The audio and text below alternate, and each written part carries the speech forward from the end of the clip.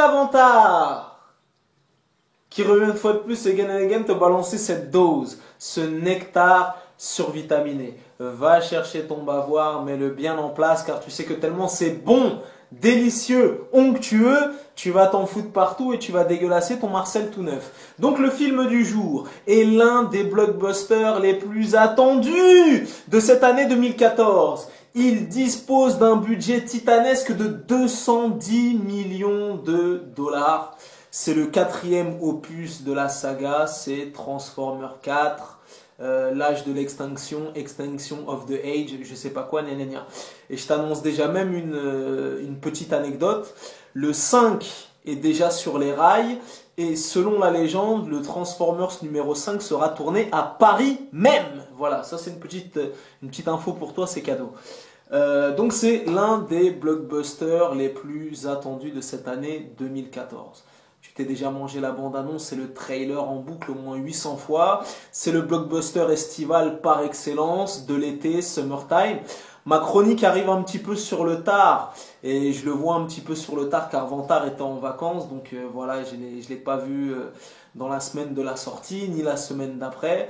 Mais bon, je tenais quand même à donner mon avis car tu sais que la parole de Vantard pèse lourd dans ce motherfucking game. Donc, Transformers 4. Qui pour le coup a été totalement remanié au niveau du casting. Exit Shia LaBeouf, exit Megan Fox, ainsi que celle qui jouait dans la 3e. Je sais plus son nom, tout ce que je sais c'est qu'elle a 24 piges et que c'est la girlfriend de Jason Statham. Là voilà, le casting est totalement changé, donc on retrouve mon gars sûr, Mark Wahlberg, qui pour le coup, qui joue un père de famille vraiment au top de sa forme, vraiment...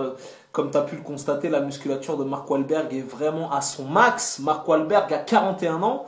Et tu retrouves une espèce de petite meuf qu'ils ont recrutée, vu que Megan Fox a dégagé, ainsi que celle qui jouait dans le dernier Transformers. Je ne sais pas comment elle s'appelle, voilà. Tu retrouves Stanley Tucci, et voilà, c'est les grosses têtes d'affiche, entre guillemets, de ce blockbuster qui dispose d'un budget titanesque. Donc... le film, comme je t'ai dit, il a coûté 210 millions de dollars. À l'heure où je te parle, à cette seconde précise, le film a explosé le box-office mondial. À l'heure où je te parle, le film a déjà rapporté 966 millions de dollars. Je ne sais pas si tu t'imagines. Donc je mets ma main à couper. Que d'ici une semaine ou deux, le Transformers 4 va passer la barre symbolique des 1 milliard de dollars de recettes. Il y a de fortes chances. Donc note-le dans ton agenda, comme ça tu pourras dire que Vantard t'avait annoncé la prophétie. D'ici quelques jours, voilà, j'en suis sûr, il va taper le milliard à l'aise. Donc, pour en revenir à ce film, c'est du grand spectacle. C'est du grand divertissement. Malgré que le film soit très long, presque 2h40, le pari est réussi et le blockbuster tient toutes ses promesses. T'as vu, il a rempli le cahier des charges, que ce soit au niveau de la mise en scène, que ce soit au niveau des effets spéciaux, des cascades, des courses-poursuites, des séquences d'action démentielles. J'ai vu un reportage, Michael Bay, bon tu connais Michael Bay, il fait pas dans la dentelle, que ce soit dans les explosions pyrotechniques, les fusillades. Chaque film de Michael Bay c'est 4 milliards de cartouches tirées, 850 explosions, 250 poursuites. Michael Bay il fait pas dans la dentelle, hein. T'as vu, Michael Bay il fait pas dans le film de Baltringue. Michael Bay il fait dans le blockbuster démesuré, avec des explosions pyrotechniques toutes les 2 secondes, des 800 milliards de cartouches tirées. Donc tout ça pour dire que le cahier des charges est rempli. Il s'est pas foutu de la gueule du monde. C'est un vrai blockbuster dans la règle de l'art des blockbusters. Et oui, et je te disais, j'ai vu un reportage pour ce film. Il a utilisé des nouvelles technologies, des nouvelles caméras.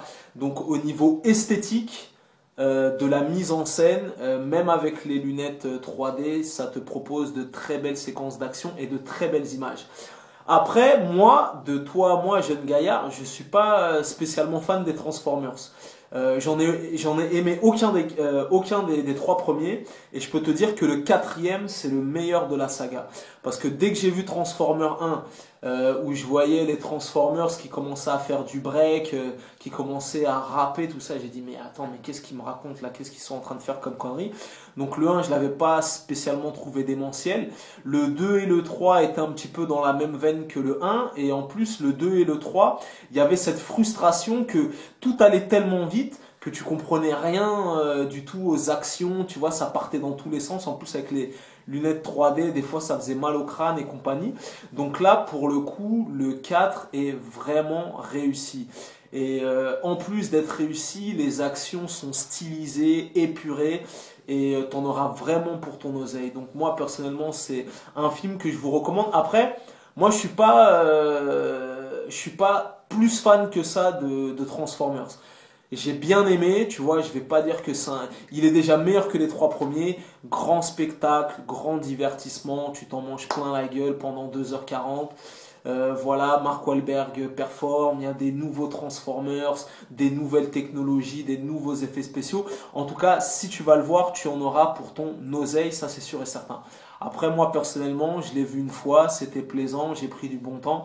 Et c'est pas spécialement un film que je voudrais revoir ou acheter en DVD, mais quand même, tu en auras pour ton oseille. Il y a des grosses séquences de combat, des grosses séquences d'action, et voilà. Donc, dans la globalité, ça vaut vraiment, vraiment le coup d'aller le voir au cinéma. Ne fais pas le pouilleux, ne va pas le regarder en streaming ou le regarder en screener ou je sais pas quoi avec une vieille qualité. Ça vaut vraiment le coup. Donc tu peux y aller entre potes, avec ta copine, tout ça, c'est vraiment du très très grand spectacle. Avec un petit soupçon d'humour, mais au niveau des effets spéciaux, des combats, des courses-poursuites, des explosions, t'en auras vraiment pour ton oseille. Après moi, je suis pas spécialement un fan de Transformers plus que ça. En tout cas, le cahier des charges était rempli. J'en ai eu pour mon oseille. J'ai passé un bon moment, un moment agréable et il est bien mieux que les trois premiers réunis. Donc voilà. Donc le film est toujours disponible en salle, partout en France, en Île-de-France.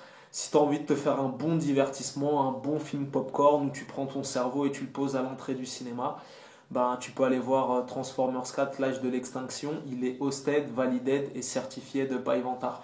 Après, si tu hésites dans les blockbusters estivaux de cette année, si tu as le choix entre Transformers 4 et The Raid 2, va voir The Raid 2 sans attendre, sans rien du tout, parce que The Raid 2, c'est l'un des meilleurs films de 2014, si ce n'est le meilleur film de 2014, et c'est l'un des meilleurs blockbusters de l'année, si ce n'est le meilleur blockbuster de l'année. Donc voilà. En tout cas, Transformers, tu peux aller le voir, c'est cool. Voilà. Et en plus, si tu as aimé les trois premiers, ben, tu risques de surkiffer le quatrième. Voilà, tu vois. Après, moi, je t'ai dit, je suis pas un fan de la saga. Vu que j'ai la carte passe, que j'ai vu les trois premiers et que je n'ai pas aimé, je suis quand même parti aller voir le 4. Mais de toi à moi, même Pacific Rim est largement supérieur que les 4 Transformers. C'est un petit peu dans la même veine, le même délire, mais Pacific Rim est largement supérieur aux 4 Transformers. Tu vois ce que je veux dire? Donc voilà. En tout cas, c'est pas un mauvais film, vous pouvez aller le voir, je vous le recommande. Voilà, je vous ai donné mon avis dans cette vidéo. Je connais ce dicton légendaire, les goûts et les couleurs, ça ne se discute pas. Si t'as l'avis de Vantard, c'est toujours le bon. It's always the motherfucking good choice. Peace and love. Je vous laisse. Là, je pars à l'avant-première de... Comment ça s'appelle? L'avant-première de La Planète des Singes. Et je pense que demain, mercredi, jour de la sortie, parce que moi, je vais le voir en avant-première, je vous balancerai la chronique de ce blockbuster tant et tant attendu. Peace and love.